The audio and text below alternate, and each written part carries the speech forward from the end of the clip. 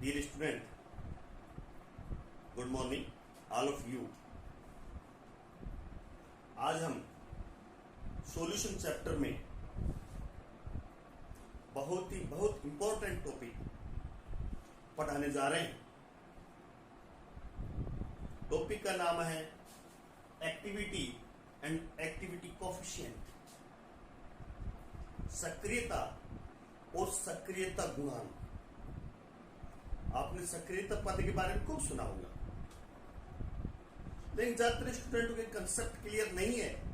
सक्रियता पद आया क्यों आवश्यकता पड़ी, इसको हम आज विस्तृत रूप से आपको समझाएंगे। एक्टिविटी क्या है, एक्टिविटी कोफिशिएंट क्या है। अब एक उदाहरण लेकर हम यहां से चलेंगे एसिटिक एसिड का। एसिटिक एसिड एक वीक एसिड आप जानते हैं, जिसका वियोजन निम्न प्रकार से होता है।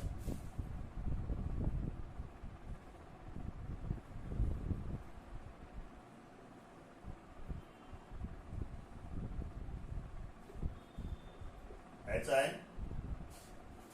अब इस पर यदि लॉ ऑफ मास एक्शन लगाएं, द्रव्यानुपाती का नियम, according to law of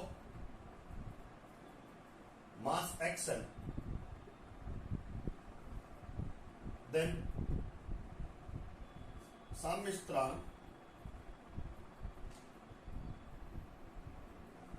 acetate ion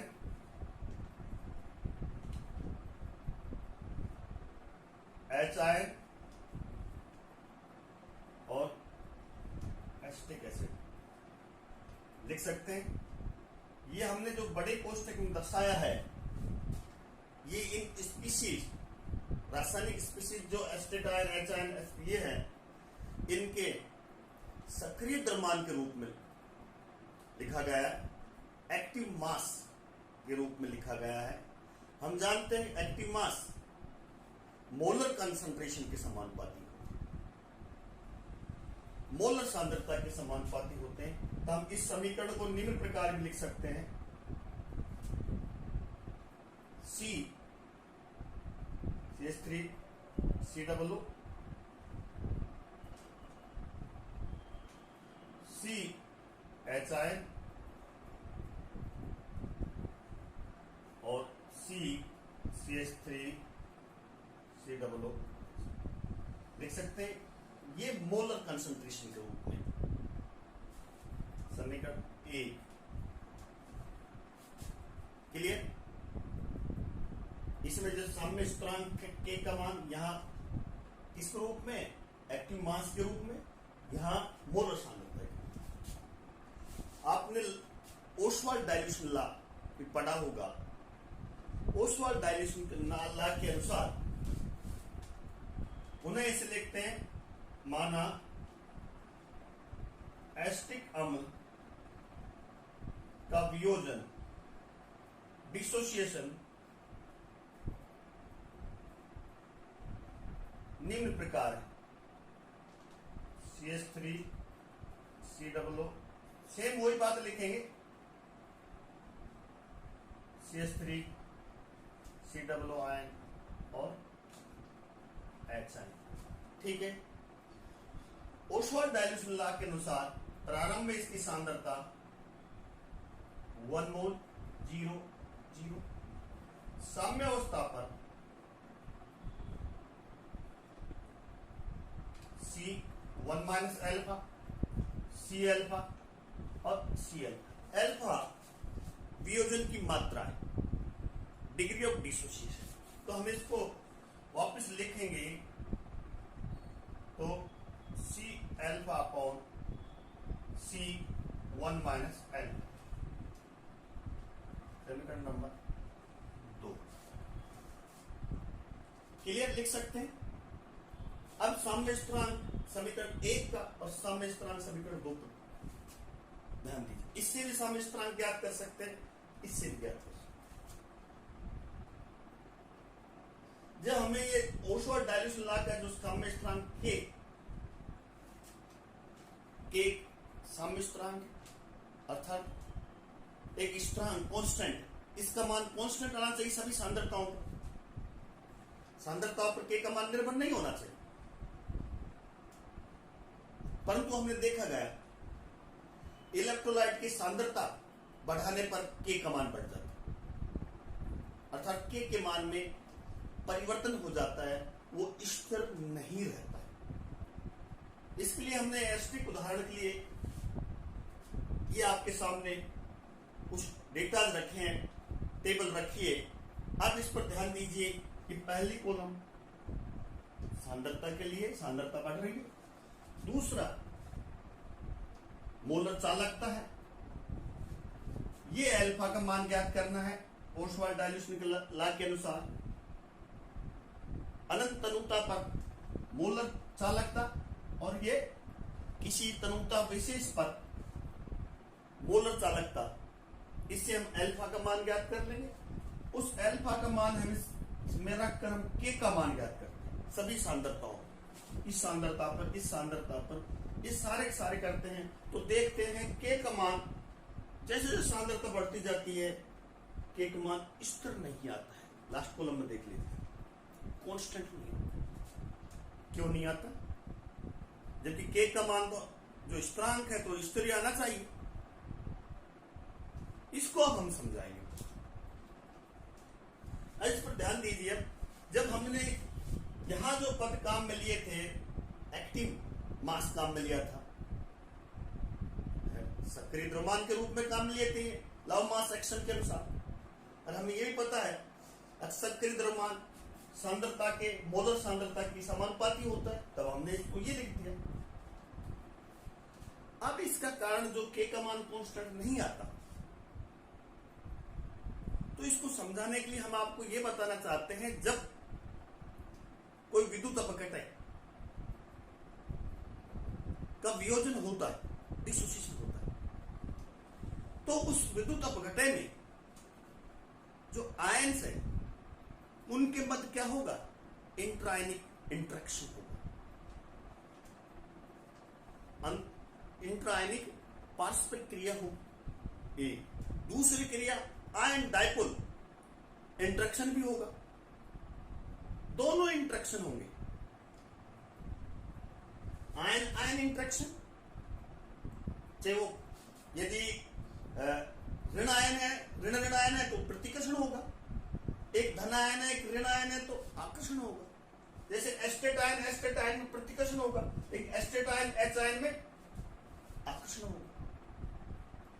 दूसरा हम बता रहे हैं आयन डाइपोल द्विध्रुव, जो विलायक है, मान लीजिए जल में घुला हुआ है, तो विलायक जल है तो विलायक जल भी डाइपोल हो, इसमें एस्टेट आयन घुला हुआ है तो ये आयन विपरीत आयनों को घेर लेंगे, जिससे विलायक क्या हो जाता है? सोलवेटेड आयन बना देता है। इस तरह से आयन डाइपोल इंटरेक्शन भी होता है। इन दोनों इंटरेक्शन के कारण से आयनों के स्वतंत्र गमन में बाधा उत्पन्न हो जाती है। आयन फ्रीली नहीं घूम पाते, क्योंकि ये इंटरेक्शन आयन आयन इंटरेक्शन और आयन डाइपोल इंटरेक्शन के कारण से उनके स्वतंत्र गमन में बाधा उत्पन्न हो जाती है। इसलिए इलेक्ट्रोलाइट की जो वास्तविक सांद्रता है वो वास्तविक नहीं रह पाती। आपने यदि 1 मोल लिया है तो 1 मोल नहीं, वो इस बात पर निर्भर करती है आयन आयन इंटरेक्शन कितना हुआ, आयन डाइपोल इंटरेक्शन कितना हुआ, जिससे आयन की चाल घट जाती है, आयन की चाल परिवर्तित हो जाती है, आयन स्वतंत्र रूप से विचलन नहीं कर पाते। जो उसकी वास्तविक सांद्रता है वो वास्तविक नहीं रहती, जो उसकी प्रभावी सांद्रता और वास्तविक सांद्रता दोनों बातें अलग अलग है। अर्थात जो वास्तविक सांद्रता वास्तविक नहीं रहती, उसकी जो प्रभावी सांद्रता है, इफेक्टिव, जो वास्तव में है, जो जो जितनी बाधाओं को दूर करने के बाद जो सांद्रता बचती है वो प्रभावी सांद्रता होगी। जो प्रभावी सांद्रता और वास्तविक सांद्रता डिफरेंट हो जाती है। हमने जो इस समीकरण 2 से कैलकुलेशन के का मान किया है, ये हमको 1 मोल लेकर किया है। थ्योरेटिकल कैलकुलेशन किया है, ये तो क्लियर है ना। लेकिन ये एक मोल सांद्रता एक मोल नहीं रह सकती, प्रभावित कोई दूसरी सांद्रता हो जाती है, इफेक्टिव कंसंट्रेशन। तो इसलिए ये समीकरण 2 से जो हमने के का मान ज्ञात किया वो स्थिर नहीं आता। क्लियर। दो जो इंटरेक्शन बताया, आयन आयन इंटरेक्शन भी होगा, यदि धनायन धनायन है तो उनके मध्य प्रतिकर्षण होगा, ऋणायन ऋणायन के मध्य प्रतिकर्षण होगा, लेकिन अपोजिट आयन है तो आकर्षण होगा, आयन डायपोल इंटरेक्शन होगा। इन सब का परिणाम ये होता है आयन स्वतंत्र विचलन नहीं कर पाते, और जो उसकी प्रभावी सांद्रता है और उसकी वास्तविक सांद्रता है वो अलग अलग होती है इलेक्ट्रोलाइट। यदि प्रबल इलेक्ट्रोलाइट है, तो हम दुर्बल की बातें करें, तो दुर्बल इलेक्ट्रोलाइट की बजाय प्रबल इलेक्ट्रोलाइट में तो हम जानते हैं प्रबल इलेक्ट्रोलाइट, स्ट्रॉन्ग इलेक्ट्रोलाइट सभी सांद्रताओं पर पूर्ण रूप से पहले से ही आयनित रहते हैं, अर्थात उनमें ion ion interaction, ion dipole interaction रहता है, उनमें तो ज्यादा होता है ये इंटरेक्शन। इस कारण से उनमें तो के का मान इस तरह आता ही नहीं, बहुत ज्यादा विचलन होता है इसमें। जो ये प्रभावी सांद्रता और वास्तविक सांद्रता डिफरेंट हो जाती है। तो प्रभावी जो हमने जो एक्टिव मास काम में लिया वहां हम प्रभावी सांद्रता काम में लेंगे। अब वास्तव में कौन सी सांद्रता प्रभावी, एक्चुअल कंसंट्रेशन तो प्रभावी नहीं रहती, जो रियल में जो सांद्रता प्रभावी है उस सांद्रता को लुईस ने एक नए पद के रूप में एक नया टर्म दिया। लुईस एक साइंटिस्ट हुआ था, उसने एक नया टर्म एक्टिविटी दी, इस प्रभावी सांद्रता को एक नए पद के रूप में व्यक्त किया और उसका नाम है एक्टिविटी सक्रियता, ए।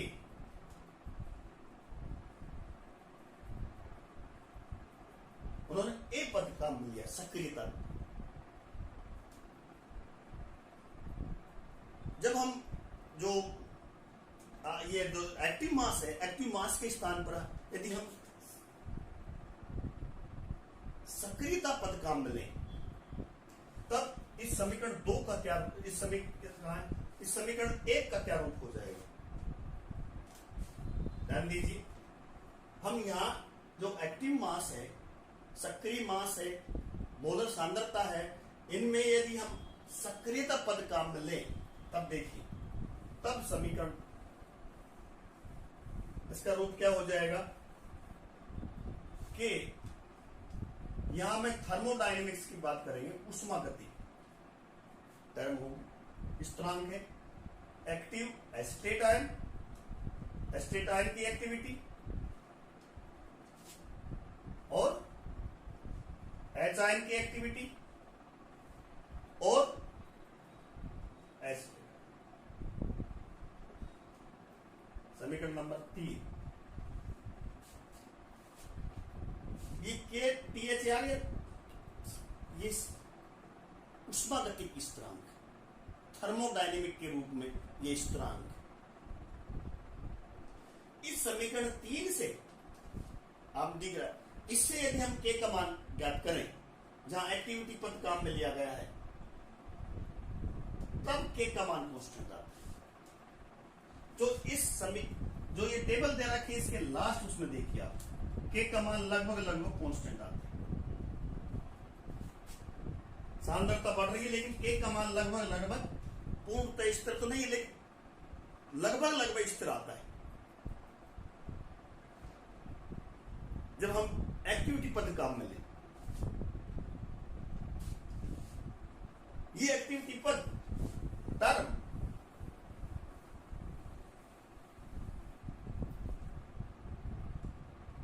ए बराबर एफ सी, ए बराबर एफ सी का मतलब ये यहां है एफ ए एक्टिविटी है, एफ एक्टिविटी कोफिशिएंट है, ए activity, F activity coefficient.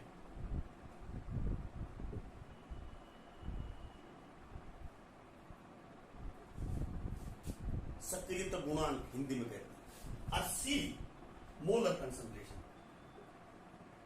Molar सांद्रता।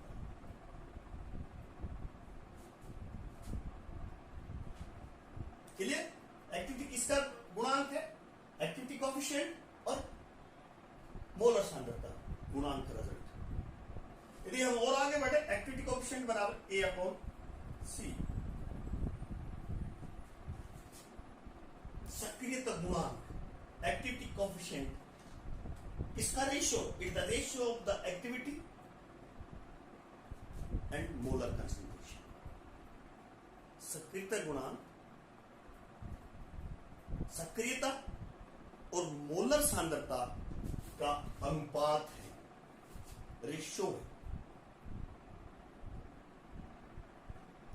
यहां यदि हम मोलर सांद्रता की बात कर रहे हैं, यदि मोलर सांद्रता के स्थान पर मोलरता के स्थान पर मोललता पद काम मिले, आप सब जानते हैं मोलरता और मोललता में क्या अंतर है। यहां मोलरता के स्थान पर मोललता के टर्म काम मिले, पद काम मिले, जो 1000 ग्राम में घुले हुए मोलों की संख्या होती है, तब इसका क्या रूप होगा? केल बदलेगा। एफ के स्थान पर क्या हो जाएगा? चिन्ह चेंज होता है, गामा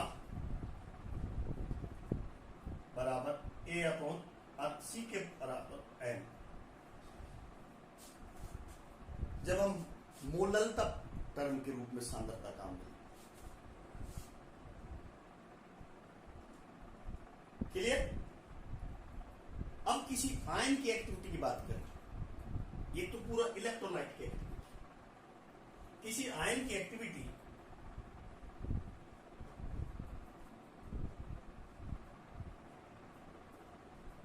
सक्रियता,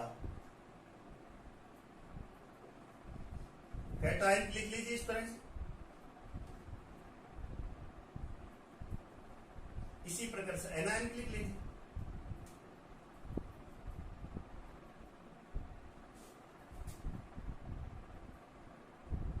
यदि मोललता के रूप में लिखें तो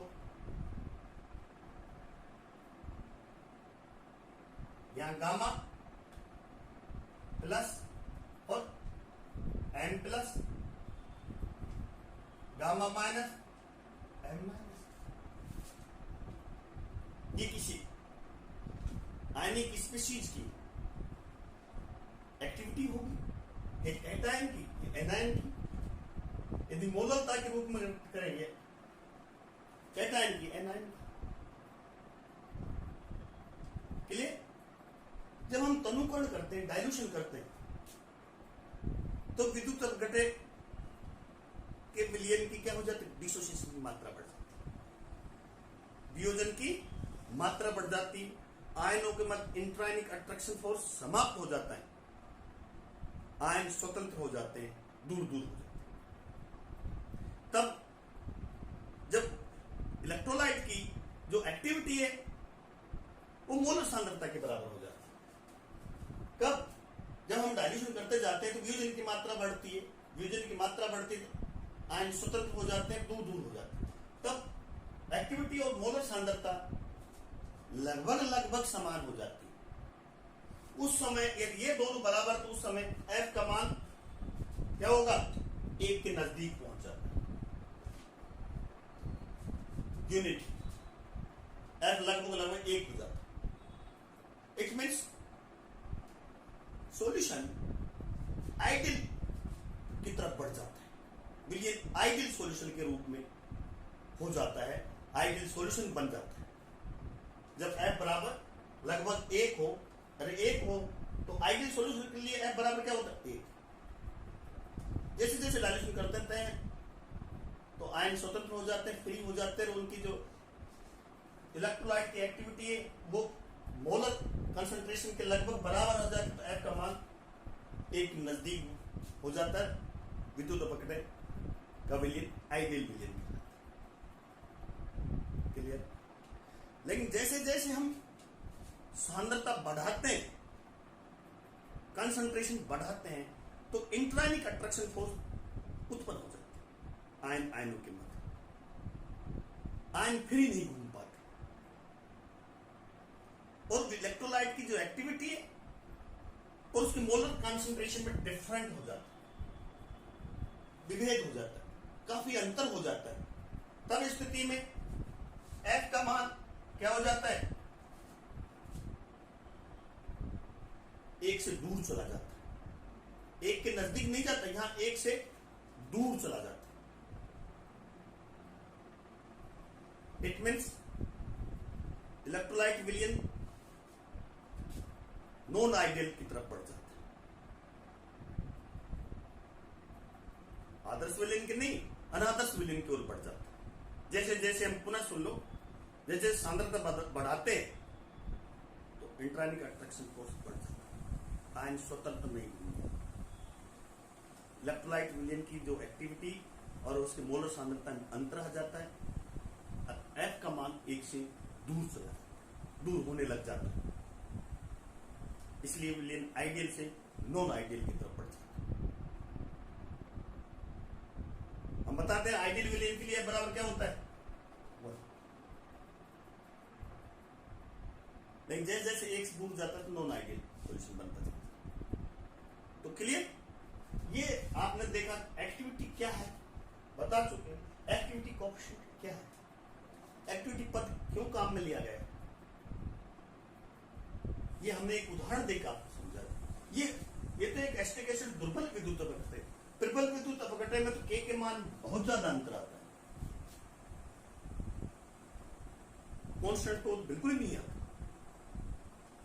अब हम एक और उदाहरण से आपको समझा रहे हैं, मिटा देते हैं इसको।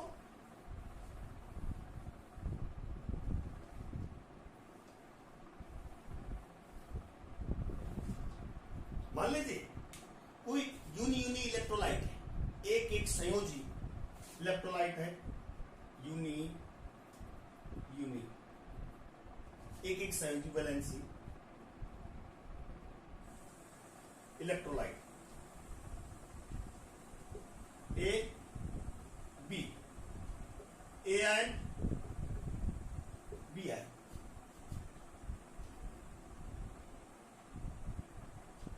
यदि हम इसके बारे में एक्टिविटी के लिए लिखें तो कैसे लिखेंगे बच्चों,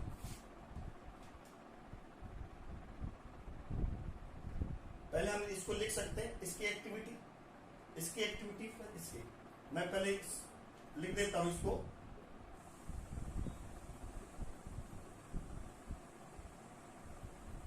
अब ध्यान दीजिए, इसकी एक्टिविटी लिखेंगे तो क्या आएगा, बोलिए। एक आयन की एक्टिविटी है, धन आयन है, धन आयन की एक्टिविटी क्या लिखेंगे,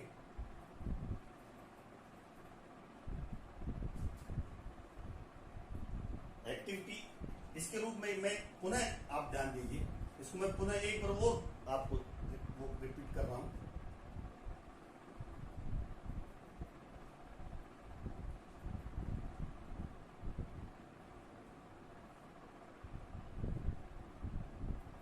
लिख सकता हूं,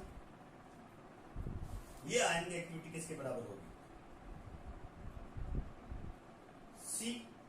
एक्टिविटी बराबर क्या होता है, एफ सी, तो C plus F plus, C minus F minus upon C A B, C F A B. यदि हम और इसको खोलें तो के बराबर सी प्लस और C minus upon C A B, और एफ को ले जाएंगे तो F plus F minus F A B.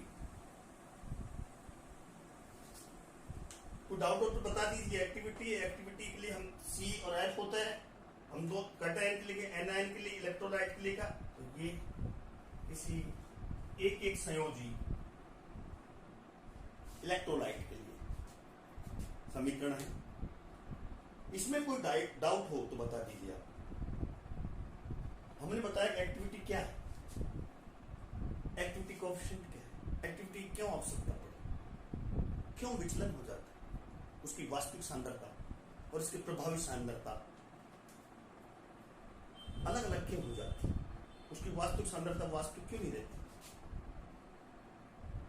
इस बात को हम आपको जो कोलिगेटिव प्रॉपर्टी पढ़ाएंगे सॉल्यूशन में, उस समय भी आपको abnormal molar mass, normal molar mass, उस समय भी यही बातें होगी। अब मास क्यों चेंज हो जाता है, एसोसिएशन एंड डिसोसिएशन कारण आयनों के मध्य कौन कौन सी अट्रैक्शन।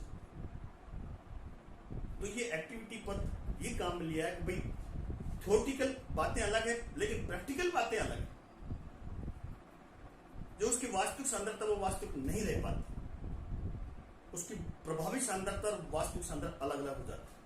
तब इस समस्या को समाधान के लिए लुईस ने एक्टिविटी पद दिया और एक्टिविटी कोएफिशिएंट के बारे में बात कर चुके। डियर स्टूडेंट्स, मैं professor Ramanand Yadav, government R college Alwar, Rajasthan, department of chemistry.